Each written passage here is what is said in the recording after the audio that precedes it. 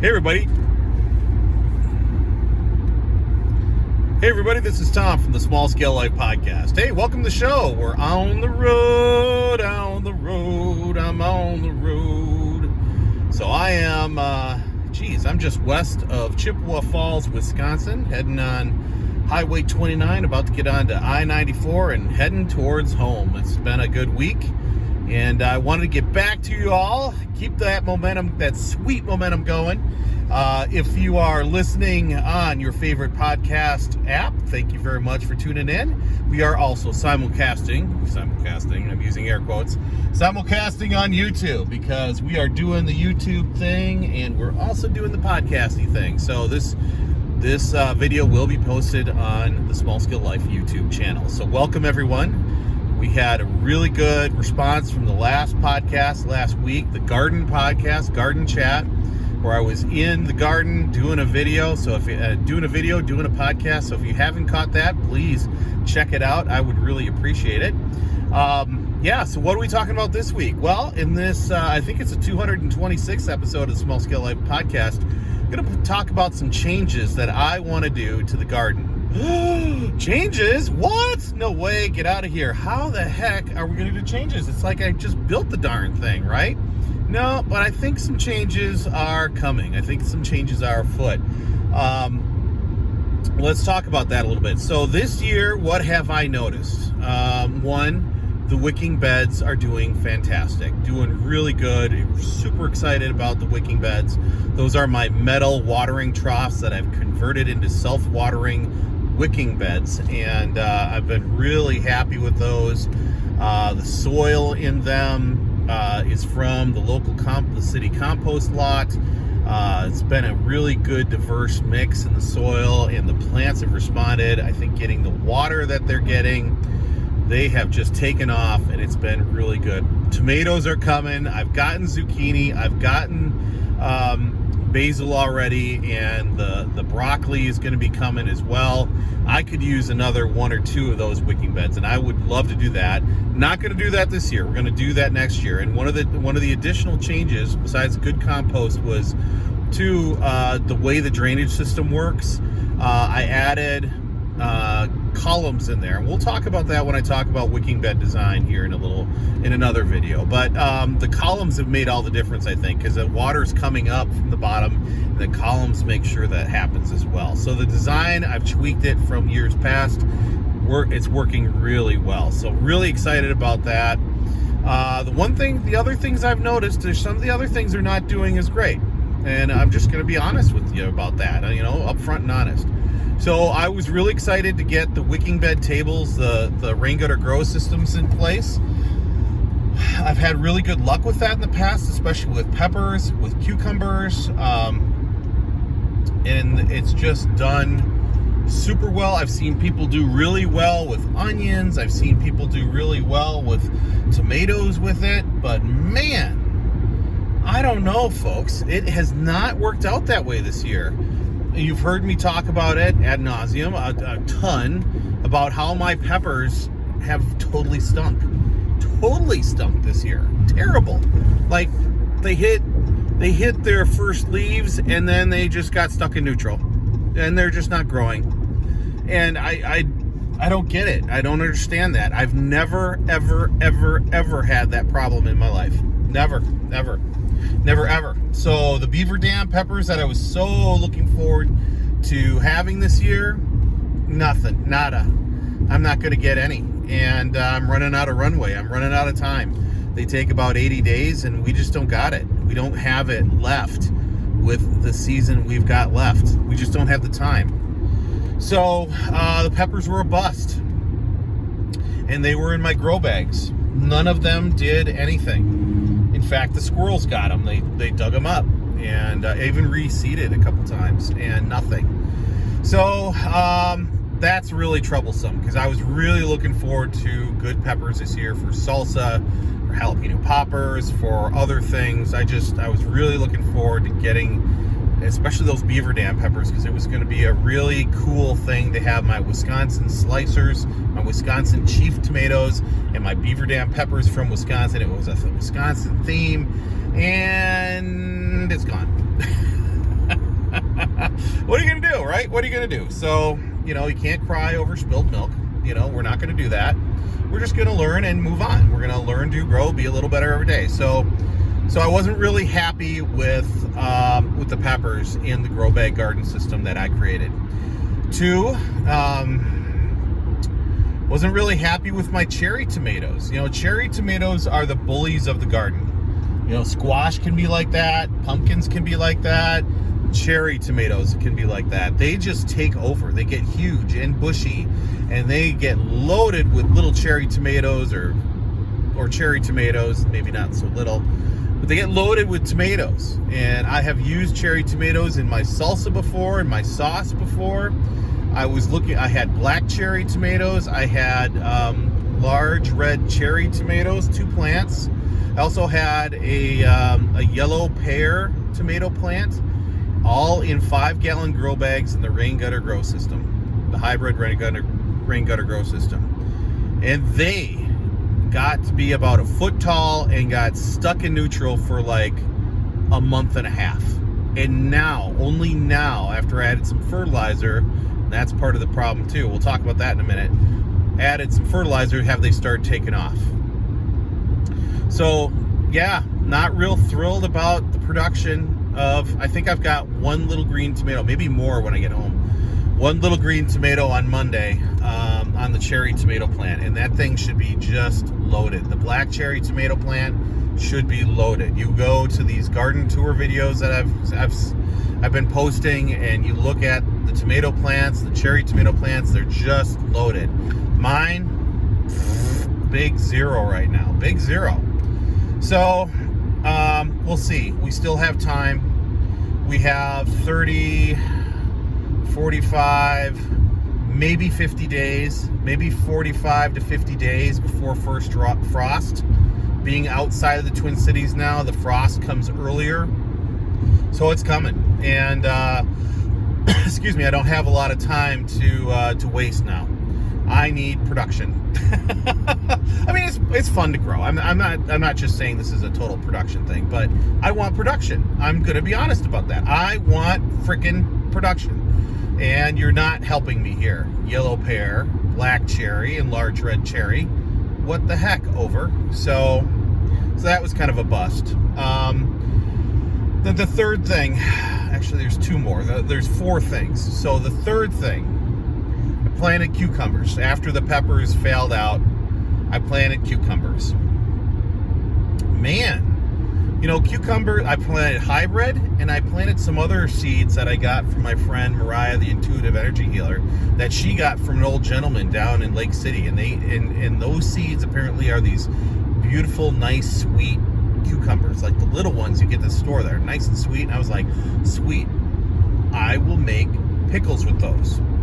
I have a good 8 grow bags, 3-gallon grow bags with cucumbers going right now. Only one of the bags with 2 hybrid cucumbers. So I did these sweet little cucumbers, and then I did hybrid pickler cucumbers. I did 2 varieties. Only 1 bag has taken off, and those plants are growing well.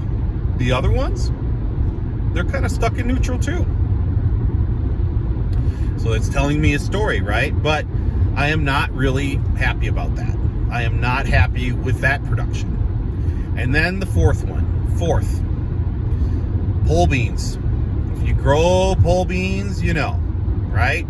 They just go to town, go all over the place. I've had pole beans that went 18 feet in the air. 18, I swear. It went up into a lilac tree, and I was up there picking beans out of the lilac tree and then removing the vines out of that lilac tree so it wouldn't damage the lilac tree. And that was in St. Louis Park, and I've got the pictures to prove it.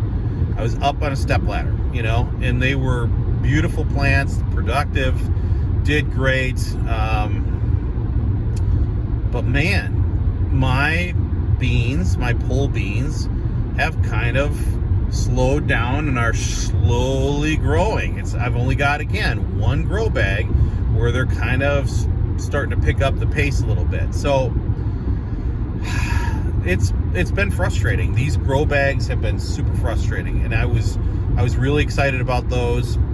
I was really excited to get all these variety of plants going, and also get what I thought I was going to have a good amount of beans and cucumbers to actually make pickles and make dilly beans and can them from my own harvest.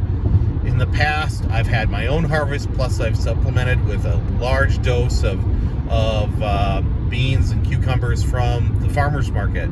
And now it's looking like I just got to go full farmer's market on this stuff, because it's just, I'm running out of time. Now, I think I'll still get some green beans. I think I'll still get some cucumbers, but it's not what I was expecting. With about 10 bags of pole beans and 10 grow bags of cucumbers, and there's multiple plants in each bag, I should be rocking out right now. I should be doing pretty good. They've been growing for over a month and a half, and it's just been kind of like nothing. I mean, not even a bud yet, right? So again, running out of runway, running out of time, but also learning something in the process. So what is that all telling me? Is the rain gutter grow system bad? No, it is not. I've had good success with it before. I've never had good success with tomato plants in it. It's just me. And I can grow tomatoes like nobody's business, but in a grow bag, it's just something about it. It's just not, they don't perform as well, right? Now, the beans, the cucumbers, the peppers, I've had good luck with those in the past. I've had good harvests from those in the past. Man, I grew the best beans and the best green bell peppers in my driveway in St. Louis Park. It was fabulous, I tell you. Grew those plants on the driveway. They thrived. They were great. Loved it. Here in my small scale garden, not doing so hot. They're not loving it. I think what this is all telling me, it's not the rain gutter grow system. It's the soil, right? I talk about this all the time, where the three basic elements to grow plants: sun, light, right? Light, nutrients, and water. And of course you have to have the seed, right? Good seed. So one of those things is faulty. One of those conditions are not being met right now. Water, I'm filling up the planter, the table with water. There's plenty of water for these plants. That's not the issue. Light is a little bit of the issue. I've got a decorative maple tree that is shading those two planter beds right now, and that thing's got to go. I'm going to cut that down. I do not want 5 billion little helicopter seeds to all fall in my garden area. Don't want it. So I gotta remove that tree, maybe even this weekend. And that's going to open up sun to get into those plants, which they will love. You know, plants need light. Third thing, big one, soil. I think I made a mistake with my soil. So I was trying to do this a little bit on the cheap. I did not go back to the compost lot. I was under the gun. I didn't have a lot of time. And two, I wasn't quite sure how that soil was going to do. I mean, you're getting God knows what in that soil. You know, you don't know. And I wasn't sure how it was going to grow. So I got some bags from big box store. I bought some soil. And I mixed it with peat moss, and I mixed it with vermiculite or perlite in some cases. I had 2 bags. So I was kind of testing it out a little bit. And it was rush and rumble to get this stuff planted. And I didn't fertilize any of it. We just went with it because I thought, oh, okay, we've got soil. You know, we can do this. You know, 3 elements. It's all good. There's got to be some good nutrients in the soil, right? Right? No, there's not. I think this stuff is devoid of minerals and nutrients as the desert. I mean, plants need the NKP, nitrogen, potassium, and potassium, and I forget the other one. They need the three, right? Calcium, nitrogen, potassium. Anyway, they need that stuff. They need micronutrients as well. Kind of like us, we need all kinds of minerals to grow. We need to have our vitamins. We need to take our vitamins, and I just don't think this soil had much to give. I don't think there was much in it. I think it's pretty poor soil, actually. It might be good for growing grass, but overall, it sucks. It sucks. And I mean, it looked good. It didn't have a lot of clay. Did not have a lot of twigs in it. I mean, I've gotten compost bags from big box store, and it's half clay, it's got sticks in it, it's got pieces of plastic in it, it's got, I don't know, metal in it. I've found all kinds of stuff in compost bags before. This stuff didn't have that, so I was thinking, okay, this stuff looks good. Looks pretty evenly, it looks like a nice even particle. It's not like a big clump or a small little, it's not sand, right? It looks like good soil, but it's like a really kind of pathetic topsoil without, I mean, it's dark, but other than that, there's nothing to it. So I really think it's the soil, and it's not helping me. It's not doing good. It's not doing well. It's not helping the plants.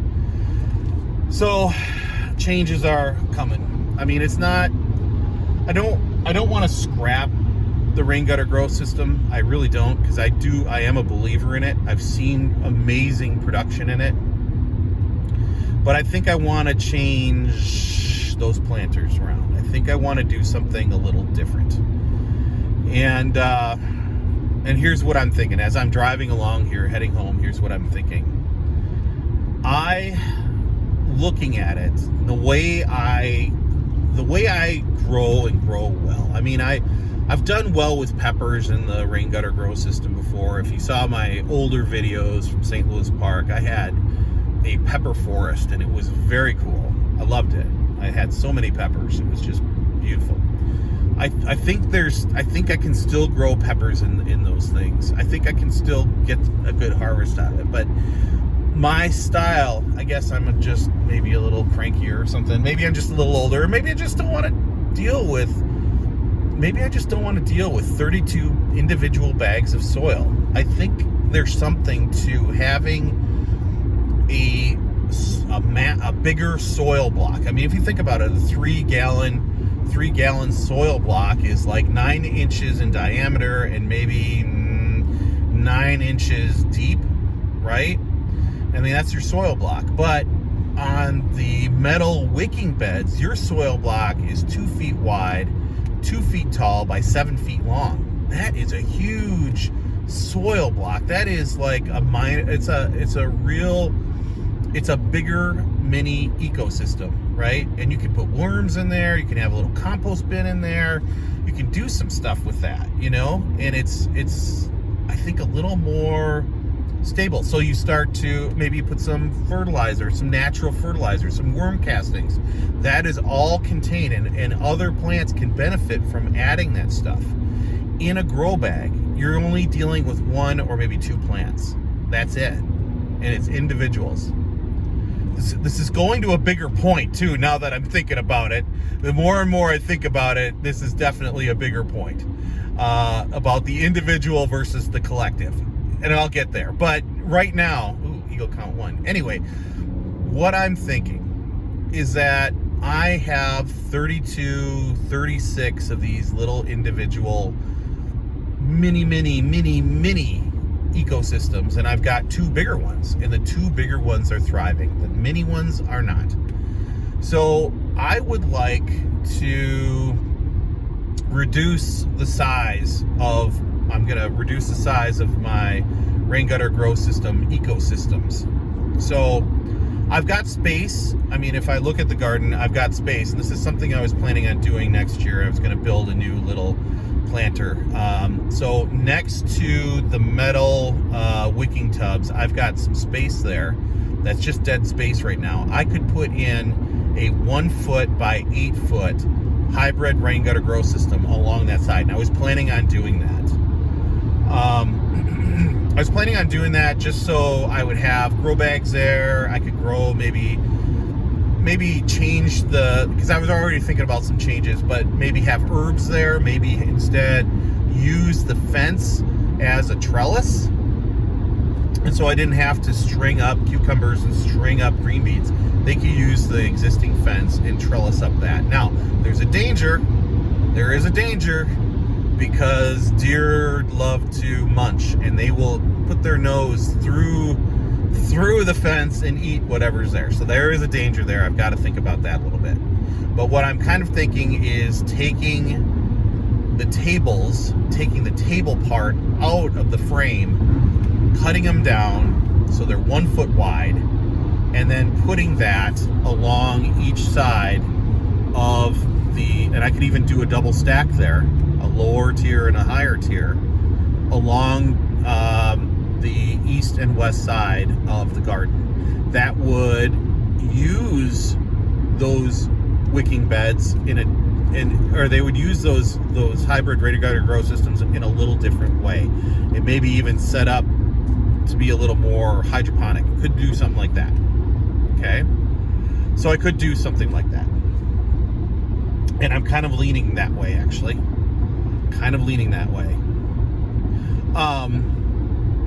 So then what am I going to do with the frames? What am I going to do with what I built and spent the money on? Well, at the farm, I think I had like 8. I bought these from a person that lived down in Maiden Rock. I bought 8 of the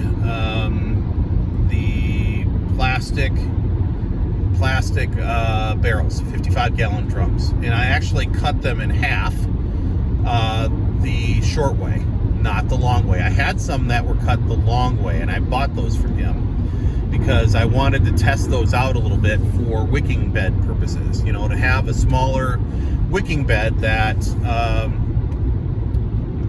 wasn't that was cheaper than a big metal trough. And I've been thinking about it as I've been driving. Okay, so maybe these are 3 feet long, and my frames right now are built for an 8 foot 2x4. They're 8 foot long, 2 feet wide.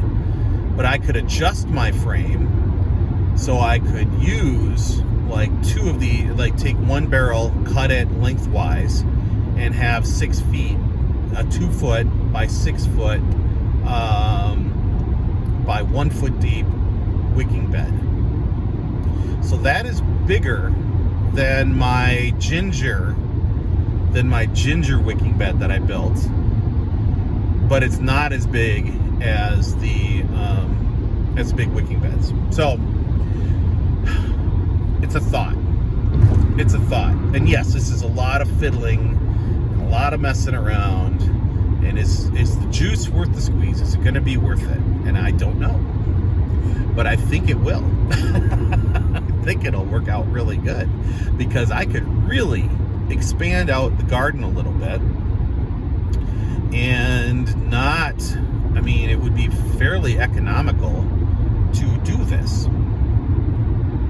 And you're like, well, why is that economical? Well, I have 2x4s on hand already, and they're not that cheap. They're like $3 a piece. I would only need 3.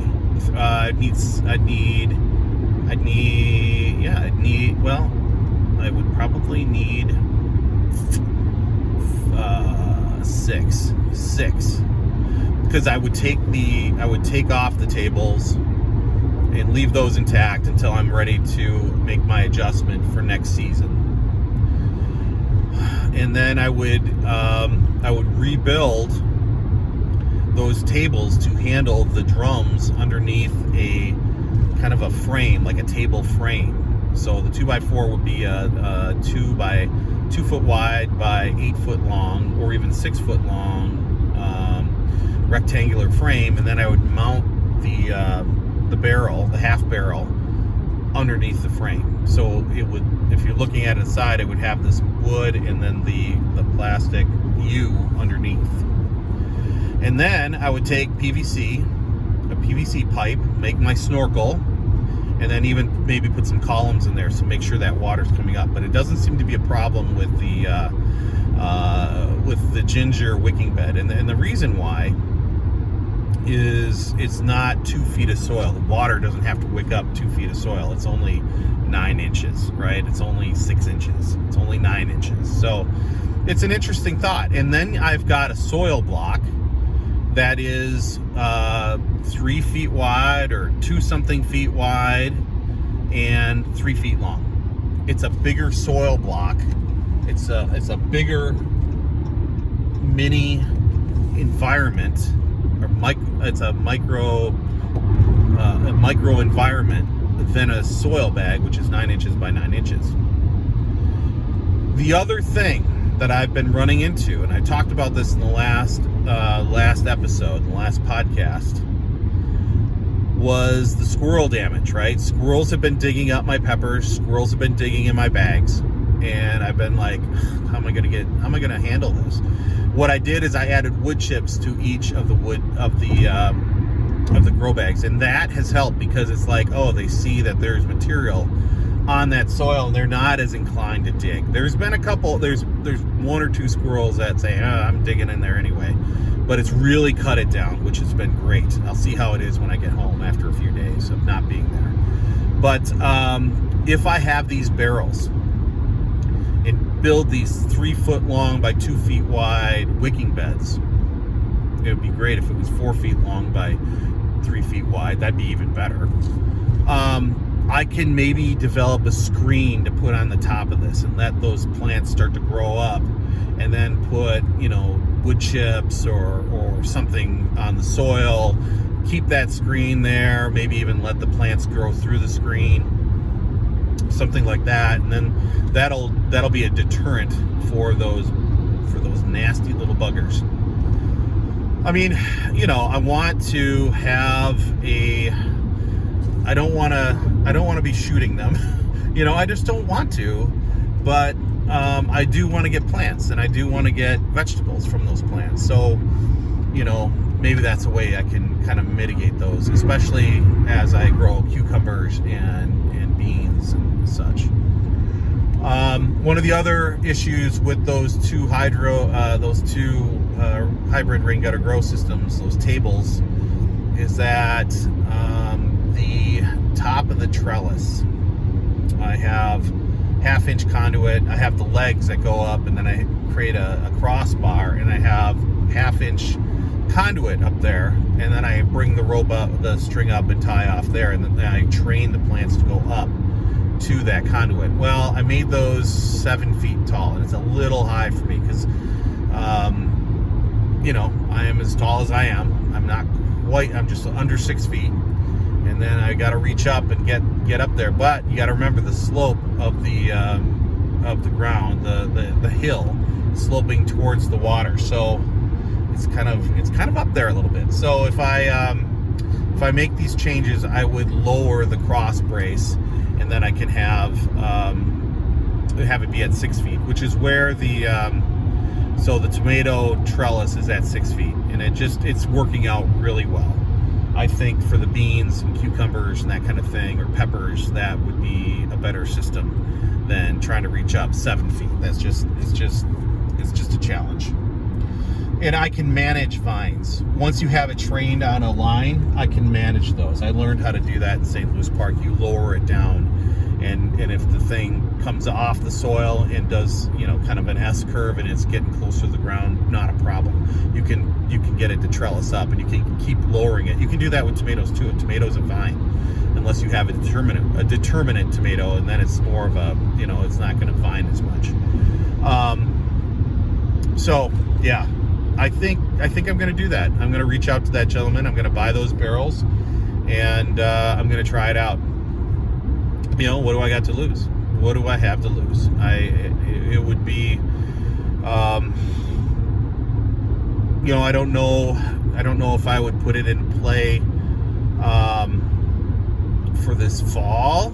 Maybe get some sugar snap peas growing and some lettuces growing in that, because I think my zucchini and my tomatoes are growing strong, and I'm not going to have any space in there. I could maybe convert over the grow bags, but I'm kind of like disgusted with that soil, and I might just put it all in my compost area and just be done with it. I don't know. We got to see. But I know that soil needs some work. It needs to be reworked. It needs to get leaf mulch in it. It needs to get life in it. It needs to get microorganisms. It needs to get diversity in it. It's got to get rotting plants, rotting compost, rotting stuff. It's got to get some nutrients in it, because it's like working with desert sand, except it's darker.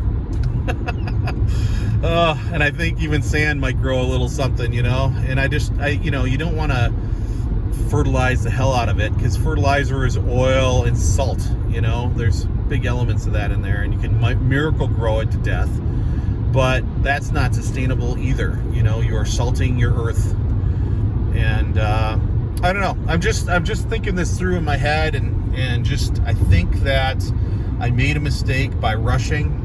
I should have went back to the city compost lot and gotten the good stuff.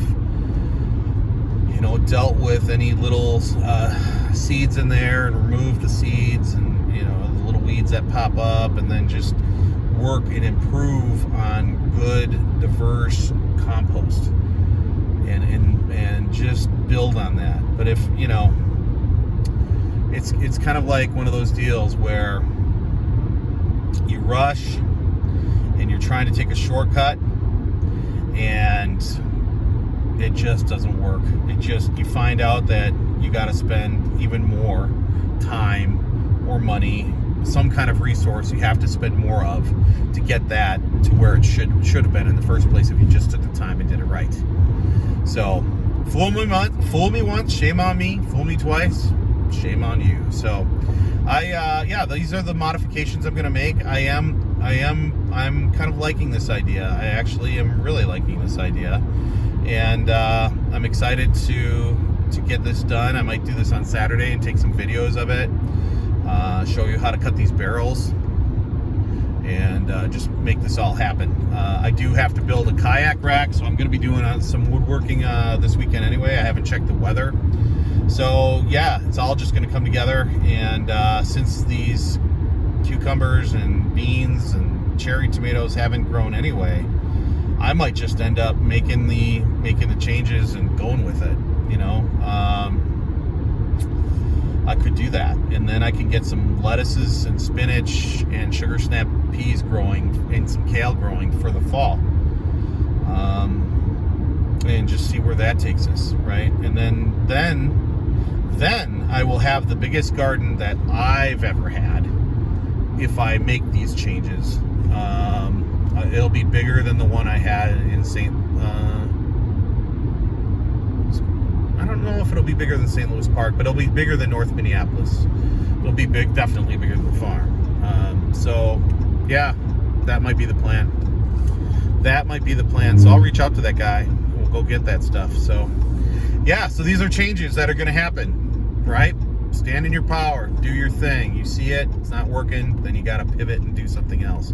Oh, and then my other thought, individual versus collective. I will do an extra video on that, because that's kind of a big topic, but it's something that I've been witnessing and seeing a lot of lately, and I'm like, okay, well, that's one more myth that's been busted.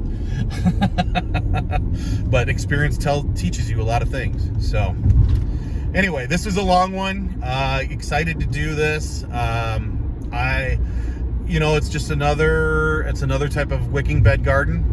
And I'm kind of excited about that, to show you how I'm going to do this, how I'm going to build it out, and bring you along on that journey, bring you along on that experience, and then we'll show you how it works. You know, we'll see how it works. Maybe it won't work with the crap. Maybe it won't, but I'm hoping it does. So anyway, I hope you're doing great. I hope you're having a great summer. We're coming into the season is going to change. We got to talk about cycles changing. The cycles are changing. There's big changes in the air. I mean, one way or another, we're going to have a new president, a new direction in the country. There's change all around us. We're going to come into fall. We're going to roar into fall, and then we're going to roar into winter. It's coming. We're going to see the birds. I'm already seeing flocks of birds moving around. You can see it. If you start looking, you'll see the starlings and the blackbirds and the pelicans, and some of these birds are starting to flock up and start to move around as a flock. Turkeys are starting to have been flocking up. You're going to see this stuff as things are starting to say, change is in the air. That is going to be a theme coming into September, is changes in the air.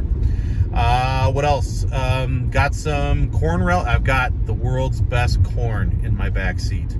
And the corn is awesome and delicious and beautiful. We're going to make corn relish. So I'm going to bring you along on that too. So lots to do. Kombucha. Got to make some more kombucha. Oh my gosh. It's going to be a busy weekend. So I'm looking forward to it. It's going to be nice. And next week I'll be home, not going anywhere, and can do some really cool stuff. And we'll see how we can get some of these lettuces and other things growing. The other thing that I've got a start, just a little itty bitty start on the indoor garden for the winter indoor garden. Do you think we're stopping this train? No, we're just getting started, people, because winter's going to come. The wind is going to howl. The snow is coming down. The ice is forming. I'm going to be growing lettuce, and I'm already got basil going. We're gonna have greens in the creation station. So it's all coming together, folks. It's all coming together. So yeah, I'm almost home. This was good. A little bit long on the podcast, but that's okay. This is important stuff, right? Making changes, pivoting. Yeah. So this is Tom from Small Scale Life. Remember to learn, do, grow, be a little better every day. Don't sit in a mistake or a problem. Think about it, do some research, pivot, move out of there. Get moving. Don't sit in a rut. Get moving, right?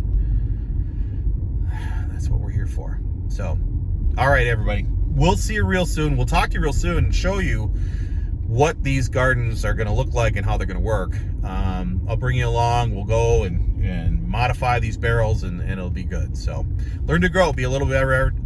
Learn to grow, be a little better every day. This is Tom from the Small Scale Life Podcast. Take care, everybody.